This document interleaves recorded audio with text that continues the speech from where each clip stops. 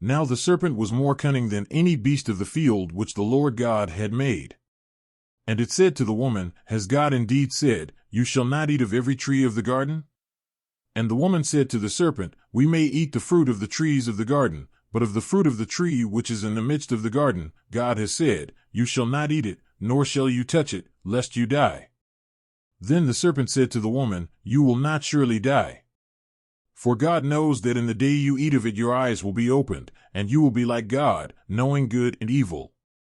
So when the woman saw that the tree was good for food, that it was pleasant to the eyes, and a tree desirable to make one wise, she took of its fruit and ate.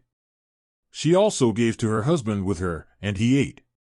Then the eyes of both of them were opened, and they knew that they were naked, and they sewed fig leaves together and made themselves coverings. And they heard the sound of the Lord God walking in the garden in the cool of the day, and Adam and his wife hid themselves from the presence of the Lord God among the trees of the garden. Then the Lord God called to Adam and said to him, Where are you? So he said, I heard your voice in the garden, and I was afraid because I was naked, and I hid myself. And he said, Who told you that you were naked?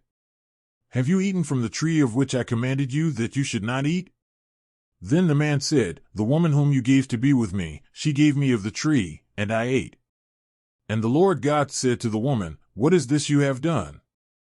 The woman said, The serpent deceived me, and I ate.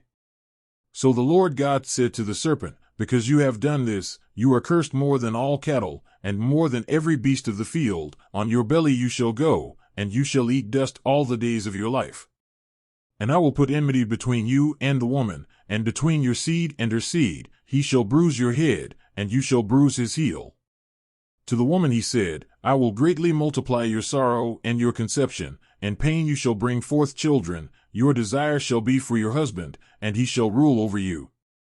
Then to Adam he said, Because you have heeded the voice of your wife, and have eaten from the tree of which I commanded you, saying, You shall not eat of it, cursed is the ground for your sake, and toil you shall eat of it all the days of your life. Both thorns and thistles it shall bring forth for you, and you shall eat the herb of the field. In the sweat of your face you shall eat bread till you return to the ground, for out of it you were taken, for dust you are, and to dust you shall return. And Adam called his wife's name Eve, because she was the mother of all living. Also for Adam and his wife the Lord God made tunics of skin, and clothed them. Then the Lord God said, Behold, the man has become like one of us, to know good and evil. And now, lest he put out his hand and take also of the tree of life, and eat, and live forever, therefore the Lord God sent him out of the Garden of Eden to till the ground from which he was taken. So he drove out the man, and he placed cherubim at the east of the Garden of Eden, and a flaming sword which turned every way, to guard the way to the tree of life.